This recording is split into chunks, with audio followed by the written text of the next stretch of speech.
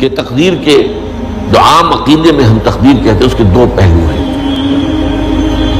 ایک پہلو ہے ما اصاب علی الانسان، جو کچھ انسان پر آتا ہے مصیبت، جیسے ابھی آیت میں نے پڑھی ما اصاب من مصیبت فی الارض ولا فی انفسکم.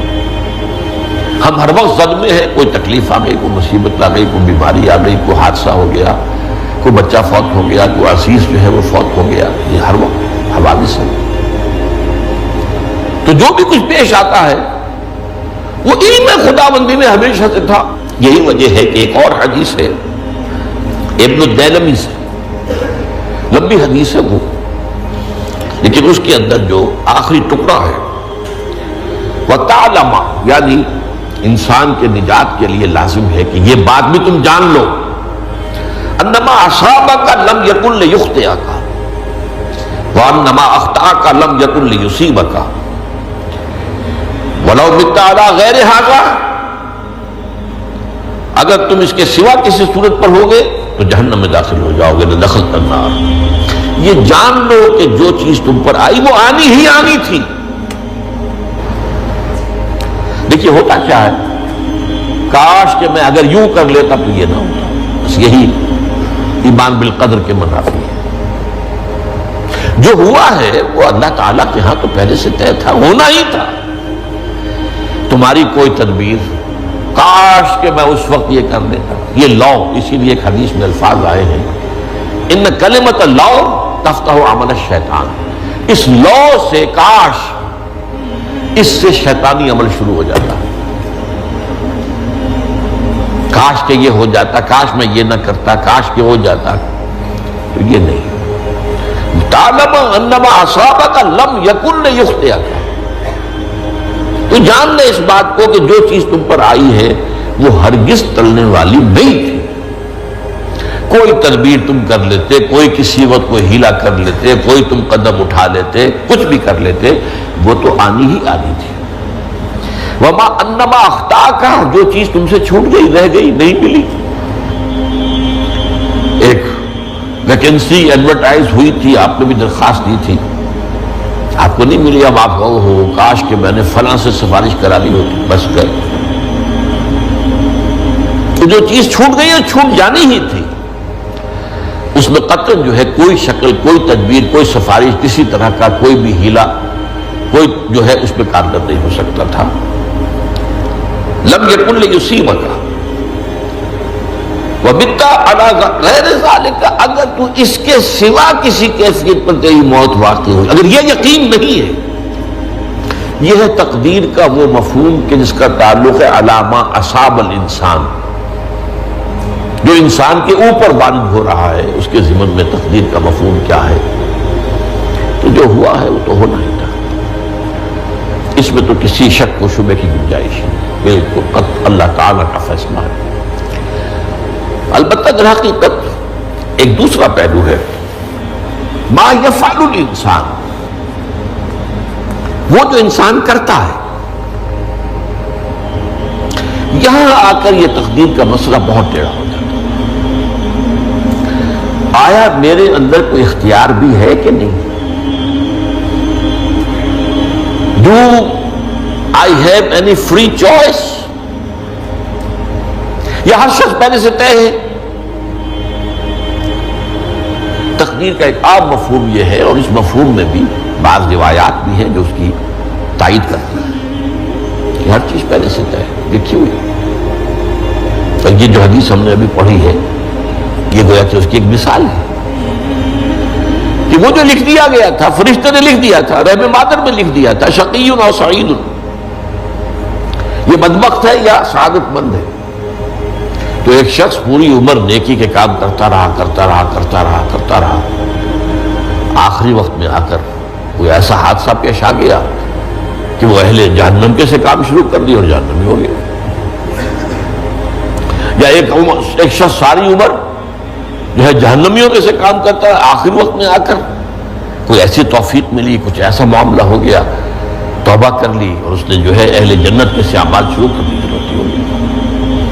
تو یہ جو ہے علامہ اصابک کا علیحدہ بات ہے، اور علامہ یفعل الانسان، انسان کیا کرتا ہے، اس میں اس کی قدرت کتنی ہے.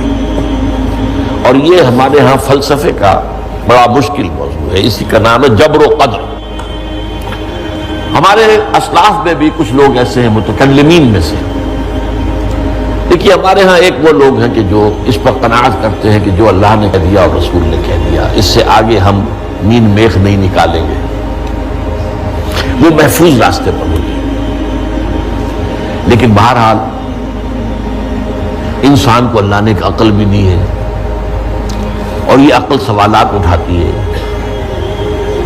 اور جو زیادہ ذہین انسان ہوتے ہیں ان کے اندر ان کی یہ مصیبت زیادہ ہوتی ہے، لہذا وہ تو سوچتے ہیں، کچھ نہ کچھ غور و فکر کرتے ہیں، بات سمجھنے کی کوشش کرتے ہیں۔ اس میں اب ہمارے ہاں دو طبقے ہو گئے، جبریہ قدریہ۔ ایک نقطہ نظر یہ ہے کہ انسان مجبور محض، کوئی اختیار نہیں، اور ایک یہ ہے کہ انسان قادر مطلق ہے، جو چاہتا ہے اپنے فیصلے میں مختار مطلق ہے، وہ فیصلہ کرتا ہے، انہیں قدریہ کہتے ہیں۔ تو جبریہ اور قدریہ ان کی بحثیں ہمارے ہیں، یہ وہی تقدیر کا مسئلہ جو میں نے کہا تھا، بحثوں میں آ کر الجھ جائے، آج تک حل نہیں ہوا، حل ہو سکتا ہی نہیں۔ اب اس کے ضمن میں علامہ اقبال کا ایک شعر آپ کو سناتا ہوں، وہ بہت اچھا لگتا ہے، بہت خوبصورت لگتا ہے شعر ہونے کے اعتبار سے۔ تقدیر کے پابند جمادات و نباتات، مومن صرف اللہ کے احکام کا پابند۔ اس میں انسان سے پابندی کی نفی کر دی گئی ہے، وہ صرف پابند ہے اللہ کے احکام کا۔ نتیجے کے اعتبار سے تو جو یہ شعر کہہ رہا ہے، جو بات وہ صحیح ہے، پابندی اصل جو ہے وہ اللہ کے احکام کی، لیکن یہ کہ تقدیر کی پابندی سے انسان بھی پوری طرح آزاد نہیں ہے۔ یہ سمجھ لینا کہ یہ جمادات و نباتات ہی کا معاملہ، یہ غلط ہے، یہ مبالغہ ہے۔ ظاہر بات ہے کہ شاعر جو ہے، شاعر مبالغے سے بچ نہیں سکتا، چاہے وہ علامہ اقبالی ہو، کوئی بھی ہو۔ تو اسی لیے سورہ شعراء کے اندر جو عام شعراء کی جو صفات بیان ہوئی ہیں وہ آپ کے ذہن میں آ گئی ہوگی۔ مبالغہ کرتے ہیں، فی کل واد یہیمون انہم یقولون ما لا یفعلون، وہ کہتے بھی وہ کچھ ہے جو کرتے نہیں ہیں، اور یہ بات تو علامہ اقبال پر بھی چشمہ ہوتی ہے۔ بہرحال یہ شعر ذرا پھر نوٹ کیجئے، تقدیر کے پابند جمادات و نباتات، مومن صرف اللہ کے احکام کا، کوئی بات صحیح نہیں۔ انسان بہت سے اعتبارات سے مجبور ہے۔ سب سے پہلے جو ہے انسان کے اندر ایک تقدیر نوعی ہے، نوع انسان۔ چھوٹی سی چڑیا اڑتی پھرتی ہے، انسان نہیں اڑ سکتا۔ آپ نے ٹھیک ہے مشین ایجاد کر دی، جہاز ایجاد کر لیا، آپ دوڑ رہے ہیں، 500 آدمی اور سینکڑوں من سامان لے کر جو ہے وہ جا رہا ہے، 747 ہو یا 757 ہو، یہ کر لیا ٹھیک ہے، خود نہیں اڑ سکتے۔ اب کیا کریں گے آپ؟ یہ تقدیر نوعی ہے، سپیشیز، ہر سپیشیز کے لیے اللہ نے ایک اندازہ مقرر کر دیا ہے، اس اندازے ہی میں رہے گا، اس سے باہر نہیں جا سکتا۔ پھر ایک تقدیر شخصی ہے۔ اب دیکھیے تقدیر شخصی کیا ہے؟ بعض اوصاف و صفات ہمیں وراثتاً ملتے ہیں، we have no choice۔ پہلے بھی یہ بات مانی جاتی تھی، آج جو ہے ذرا سائنٹیفک انداز میں ہم کہتے ہیں جینز میں چلا آ رہا ہے، وہ جینز کو کوئی بدل سکتا ہے؟ وہ جینز بھی آپ کو ملے اپنے والدین کی طرف سے، وہ آپ کی شخصیت کا ظاہر بات ہے کہ فیصلہ کن طرز پر اس کو ڈھال دیتے ہیں۔ جینز ہے، پابندی ہے۔ نمبر 2 یہ کہ خاص طور پر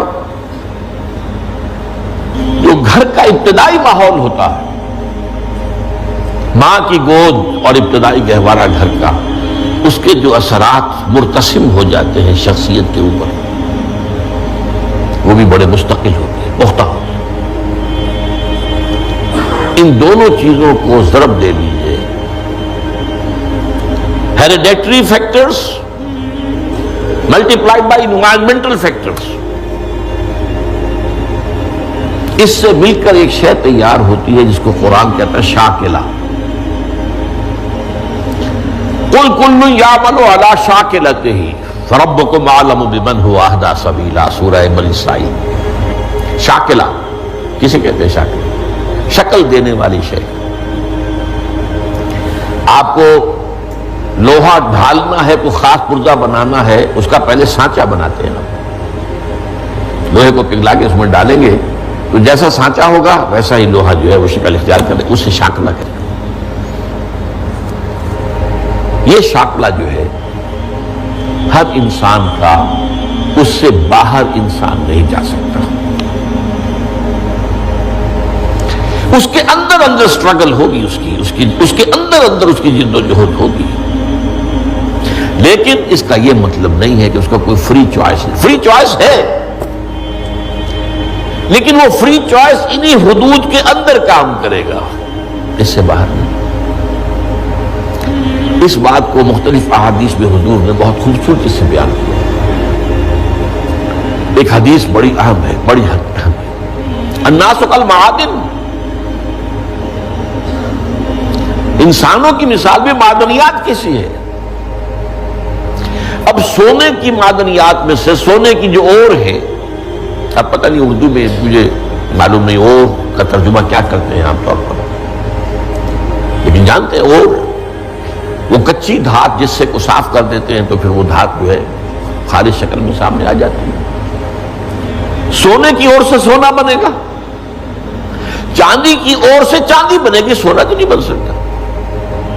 جتنا چاہے صاف کر لیں، وہ اور تو مستقل. الناس کالمعادن خیارکم فی الجاہلیت خیارکم فی الاسلام. جو تم میں جاہلیت کے دور میں، پری اسلامک دور میں جو بہترین تھے، وہی اسلام میں آ کر بہترین ہوئے. وہ اور سونے کی تھی، وہ صاف ہو گئی ہے، اور سونا جو ہے وہ نکھر کر خالص سونا بن کر آ گیا ہے. اسلام نے صاف کر دیا. وہ چاندی کی اور تھی، اسلام نے اس کو صاف کر دیا ہے، وہ نکھر کر چمکتا ہوا جو ہے وہ چاندی بن گئی. لیکن یہ کہ اضافہ البتہ پھر اس میں ایک اضافہ کیا حضور نے، جبکہ ان کے اندر دین کا فہم داخل ہو جائے تو یہ کہ جو بہترین پہلے تھے وہی بہترین اب ہوں گے.